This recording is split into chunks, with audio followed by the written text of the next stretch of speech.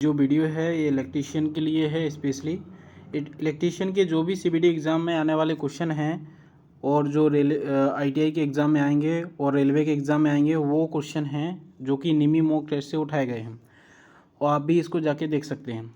इसके पीडीएफ में सबसे पहले नंबर पे 2 नंबर का जो क्वेश्चन दिया गया है वो है यूजी केबलों में खराबी का पता लगाने के लिए कौन सा परीक्षण किया जाता है। तो ये क्वेश्चन का आंसर आपको अभी तक आपने अगर एग्ज़ाम के लिए आप तैयार हैं तो पता होना चाहिए। जो यूजी केबल होती हैं उनके लिए खराबी का पता लगाने के लिए किस प्रकार का टेस्ट करते हैं, तो वो होता है लूप टेस्ट करते हैं। कौन सा टेस्ट करते हैं? लूप टेस्ट करते हैं। तो इसका आंसर नंबर क्या हो जाएगा? पहला नंबर सही हो जाएगा। आंसर नंबर पहला सही हो जाएगा। ठीक है, अगला क्वेश्चन देख। यदि एक स्टैंड कंडक्टर को 13/1.40 के रूप में नामांकित किया गया है तो संख्या 1.40 क्या दिखाती है? तो हमें इस क्वेश्चन में ये देखना है कि जो 1.4 है वो क्या दिया है। तो ये 1.4 है, ये दिया गया है नोमेनक्लेचर के अंदर प्रत्येक कंडक्टर का व्यास। प्रत्येक कंडक्टर का व्यास, तो ऑप्शन नंबर इसका आपके सामने हो जाएगा चौथा सही। ऑप्शन नंबर चौथा सही हो जाएगा। ठीक है, ऑप्शन नंबर चौथा सही हो जाएगा। अगले क्वेश्चन की बात करते हैं। अगला क्वेश्चन है 90 mm² 3 1/2 कोर यूजी केबल के न्यूट्रल कोर का आकार क्या है? तो क्वेश्चन नंबर तीसरे का जो आंसर है इसका आंसर है दूसरे नंबर का जो है 50 mm²। ये आपको डायरेक्ट याद रखना। देखो इस टाइम पे अगर हम क्वेश्चन को सॉल्व करने बैठ जाएंगे या उसको डीपली समझाएंगे तो टाइम बहुत कम है क्योंकि पेपर सामने है। तो आप डायरेक्ट इसको मेमोराइज करने की कोशिश करें, वीडियो को 2 बार देखें तो आपको याद हो जाएगा। चौथा नंबर का क्वेश्चन है, आपने ये टूल तो देखा ही होगा। आप जब टेस्ट करते हैं, आप कोई केबल लगाते हैं, इसको कट करते हैं, तो इस टूल का नाम बताना है। ये उपकरण का नाम क्या है? तो इसका नाम कौन बताएगा? कमेंट बॉक्स में ज़रूर बताएं। इसका नाम ज़रूर बताएं कि इसका नाम क्या है। ठीक है, मैं ये क्वेश्चन आपके सामने छोड़ रहा हूँ। और अगला नंबर 5 नंबर का है। 5 नंबर का क्वेश्चन है कि उच्च तन्य शक्ति के लिए ओवरहेड लाइनों में किस प्रकार के जोड़ का प्रयोग करते हैं? जब अधिक जो तन्यता वाली शक्ति के पावर की जो लाइन होती है उसमें किस प्रकार का जॉइंट का प्रयोग करते हैं? किस प्रकार का जॉइंट प्रयोग करते हैं? देखो यहाँ पे ये जॉइंट पूछा है, किस प्रकार का जॉइंट पूछा है। तो इसमें सही आंसर जो रहेगा वो रहेगा आपका 5वें नंबर का 3 आंसर रहेगा, जिसका नाम है वेस्टर्न यूनियन। क्या नाम है? Western union. Western union. तो अगले नंबर पे अपन चलते हैं।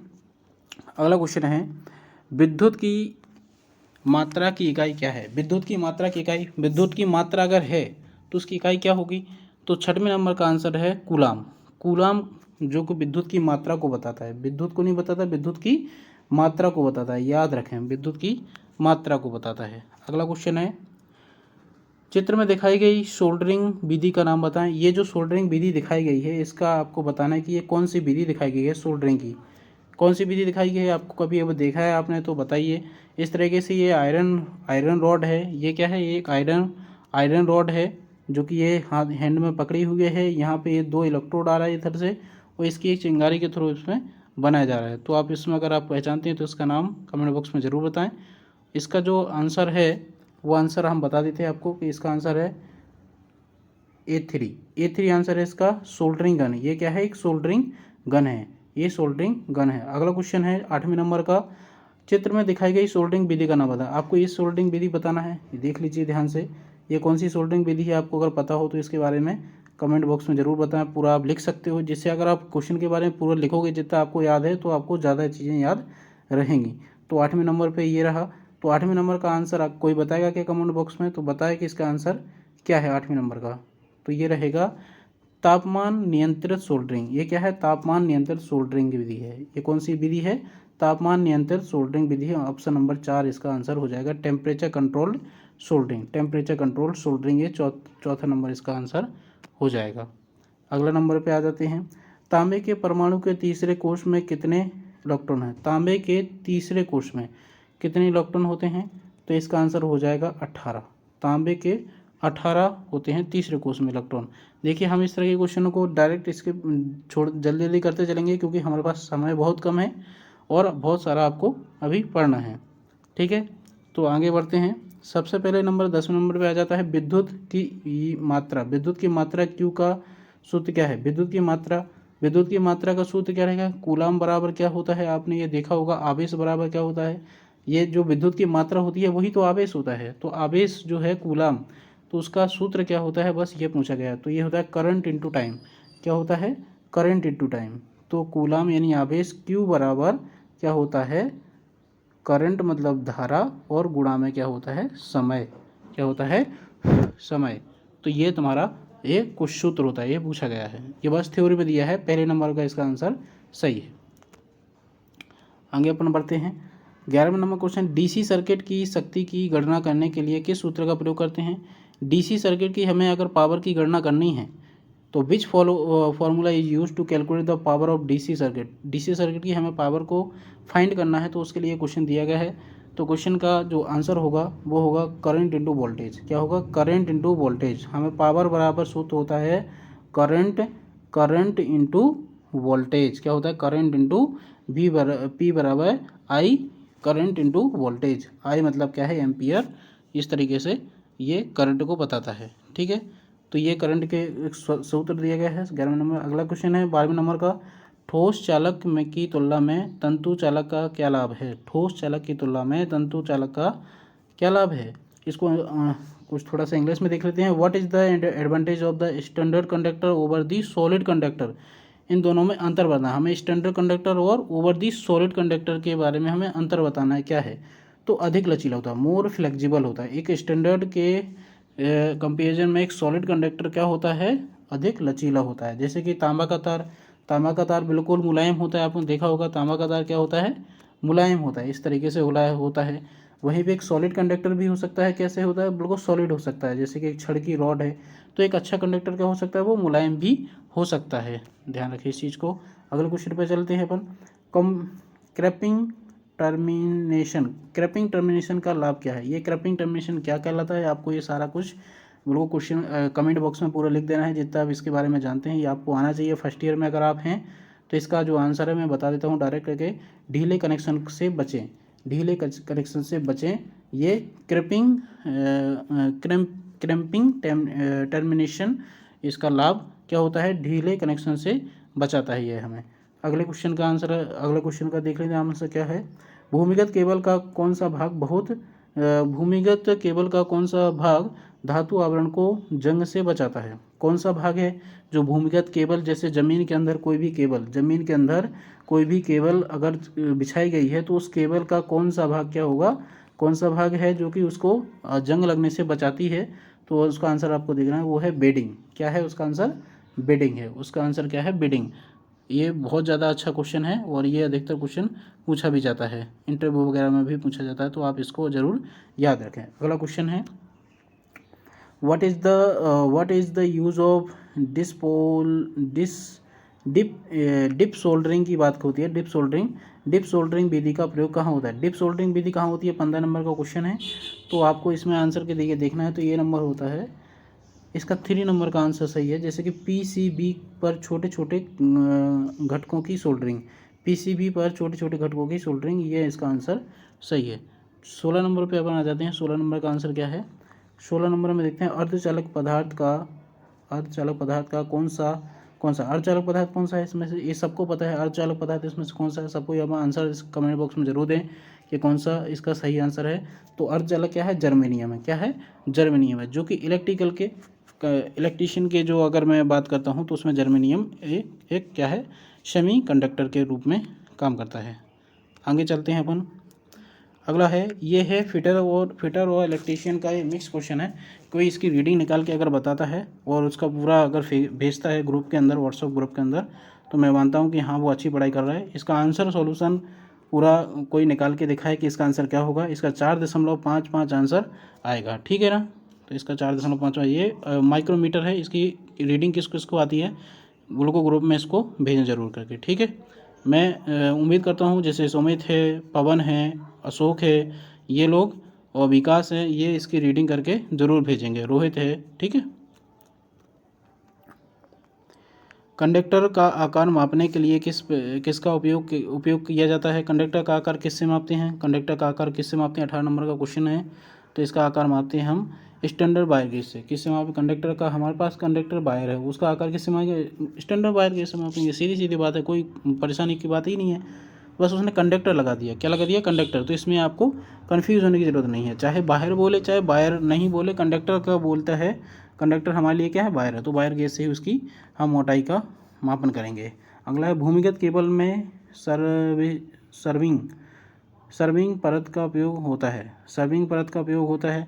तो ये 19 नंबर क्वेश्चन है। ये थोड़ा सा आपके लिए आउट ऑफ हो जाएगा, क्योंकि ये आर्मेरिक को वायुमंडलीय स्थिति से बचाना। ध्यान रखना, वायुमंडलीय स्थिति को बचाने के लिए हम वो सर्विंग परत का प्रयोग। सर्विंग परत उसके ऊपर लगी होती है, जैसे केबल है कोई भी भूमि के अंदर लगी हुई है, डली हुई है, उसके ऊपर एक परत लगी होती है।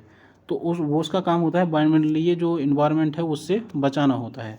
अगला क्वेश्चन है ओवरहेड लाइन में कंडक्टर की लंबाई बढ़ाने के लिए किस प्रकार की जोड़ का प्रयोग करते हैं। ओवरहेड लाइन में कंडक्टर की लंबाई बढ़ाने के लिए किस प्रकार के हेड का प्रयोग करते हैं। तो यहाँ पे किस प्रकार के हेड का प्रयोग करेंगे, हमें वो जानना है।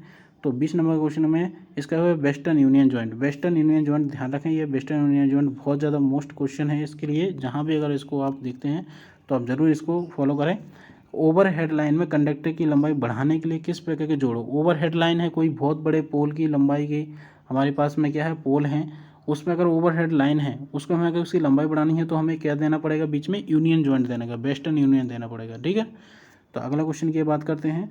पिघले हुए सोल्डर को बार बार पिघलाने से उसका ऊपर क्या प्रभाव पड़ता है। पिघले हुए सोल्डर है उसके ऊपर बार बार पिघलाने से क्या होता है, बार बार पिघलाने से होता है कि टिन की मात्रा कम हो जाती है। क्या हो जाता है? टिन की मात्रा कम हो जाती है। हम सोल्डरिंग कर रहे हैं, सोल्डरिंग में अगर हम टिन को बार बार पिघलाएंगे तो क्या होगा, उसकी टिन की मात्रा खत्म होने लगेगी। टिन की मात्रा क्या होगी, उसकी खत्म होने लगेगी। 22 नंबर को इलेक्ट्रॉनिक्स वस्तुओं की सर्विसिंग और मरम्मत के लिए किस प्रकार की सोल्डरिंग विधि का प्रयोग करते हैं। किस प्रकार की सोल्डरिंग विधि का प्रयोग करेंगे हम, जो कि इलेक्ट्रॉनिक्स और सर्विसिंग वाली जो भी मरम्मत करने वाली चीज़ें हैं उनको करने के लिए किस प्रकार की विधि का प्रयोग करेंगे। तो वो आंसर नंबर हो जाएगा इसका 3, सोल्डरिंग गन के साथ सोल्डरिंग गन के साथ सोल्डरिंग करना। आंसर नंबर 3, सोल्डरिंग गन के साथ सोल्डरिंग करना। ठीक है। अगला क्वेश्चन आ जाता है वाहन की बॉडी की मात्रा के लिए सोल्डरिंग की विधि का प्रयोग करते हैं। वाहन की बॉडी की जो मरम्मत के लिए सोल्डरिंग विधि, किस प्रकार के सोल्डरिंग विधि का प्रयोग करते हैं। वाहन की जो बॉडी होती है, कोई भी वाहन है उसकी जो ऊपर वाली बॉडी होती है उसकी मरम्मत करने के लिए हमें किस प्रकार की सोल्डरिंग विधि का प्रयोग करना है। इस क्वेश्चन कहने का मतलब ये है। तो इसका नंबर दूसरा सही हो जाएगा, ज्वाला के साथ सोल्डरिंग। ज्वाला के साथ क्या करना है, सोल्डरिंग। क्या करना है, ज्वाला के साथ सोल्डरिंग करना है हमें। तो अगर किसी वाहन के ऊपर अगर कोई प्रकार की खरोच आ जाती है, ख़राब हो जाती है, तो हमें ज्वाला के साथ सोल्डरिंग करनी है। ठीक है। अगला क्वेश्चन क्या है, स्टैंडर्ड कंडक्टर की तुलना में ठोस कंडक्टर का नुकसान क्या है। स्टैंडर्ड कंडक्टर की तुलना में ठोस कंडक्टर का नुकसान क्या है। तो ये 24 नंबर का क्वेश्चन है। इसमें आंसर है कम लचीला। जो स्टैंडर्ड, जो मैंने अभी बताया कि जो स्टैंडर्ड कंडक्टर होता है वो तो लचीला होता है, लेकिन ठोस लचीला नहीं होता है। ठोस लचीला नहीं होता है, ठोस तो होगा लेकिन वो लचीला नहीं होगा। तो इसकी ये नुकसान, तो लचीला नहीं होता है, ये इसके लिए नुकसान होता है। तो याद रखें, इसके लिए लचीला होना जरूरी है कंडक्टर का। सोल्डरिंग आयरन को ऐसे स्टैंड पर क्यों रखा जाना चाहिए जो कि सोल्डरिंग करते समय उपयोग में ना हो। ऐसे स्टैंड में क्यों रखा जाना चाहिए हमको। तो ये 25 नंबर का ही सावधानी से रिलेटेड क्वेश्चन है। तो यह जलने व आग लगने से बचाता है। सावधानी से रिलेटेड क्वेश्चन है। जब हम सोल्डरिंग करने बैठते हैं तो हमें इंश्योर करना पड़ता है कि हमारा जो सोल्डरिंग जो आयरन होता है मैं देखा आयरन, ठीक है, तो वो जो आयरन होता है हम उसको एक जालीनुमा एक संरचना के अंदर रख देते हैं। वो एक स्टैंड टाइप का होता है ताकि ये इधर उधर गिरे ना। तो ये हमें जलने से बचाता है, आग लगने से भी बचाता है। ध्यान रखें। अगले क्वेश्चन में आ जाते हैं। 26 नंबर, सोल्डरिंग में कोल्ड सोल्डर दोष का क्या कारण है। कोल्ड सोल्डर दोष का क्या कारण है। तो 26 नंबर क्वेश्चन का आंसर है उसमें अपर्याप्त तापमान होता है। अगला क्वेश्चन 27 नंबर का, परिपथ में परिवहित धारा आई का मान क्या है। देखो यहाँ पे आई का मान क्या निकालने के लिए बोला है, इसको सॉल्व कर लेते हैं। ये आपके ओम के नियम से सॉल्व हो जाएगा। आई का मान हमें निकालना है। हमें वोल्टेज का मान दिया गया है, वी का मान हमें कितना दिया है, 12 दिया गया है, और हमें आर का मान हमें 6 दिया गया है। तो हमें पता है V बराबर हम पढ़ते हैं कि आई आर होता है, V बराबर आई आर होता है, गुणा में होता है ये दोनों। तो हमें V का मान यहाँ पे दिया गया है 12, और आई का मान हमें दिया गया है, आई का मान हमें निकालना है, और आर का मान दिया गया है हमें कितना, आई का मान दिया गया है हमें 6। तो यहाँ से हम निकाल लेंगे, आपको पता है यहाँ से 6 दिया गया है। तो यहाँ से हमें निकालने के लिए क्या करना पड़ेगा, आई बराबर हम निकालेंगे, I बराबर हम निकालेंगे 12 के बटे में 6, तो 6 दूनी 12, तो इसलिए हमारा 2 आंसर आ जाएगा, 2 एम्पियर हमारा आंसर आ जाएगा। 2 एम्पियर आंसर आने के लिए हमें क्या करना पड़ेगा, यहाँ से ये देखो हमारा 2 आंसर, इसमें तीसरे नंबर का आंसर सही हो जाएगा। ठीक है, 2 एम्पियर का आंसर हमारा सही हो जाएगा। अगला क्वेश्चन देख लेते हैं, हमारा लास्ट दूसरा क्वेश्चन है, इंसुलेटेड कंडक्टर के इंसुलेशन पर अतिरिक्त आवरण का उद्देश्य क्या है। तो ये 28 नंबर क्वेश्चन है। इसमें है कि यह परावैद्युत शक्ति बढ़ाने के लिए होता है, मतलब डबल हमें इंसुलेशन जरूरत इसलिए पड़ी ताकि हमारा कोई भी विद्युत का लॉस ना हो।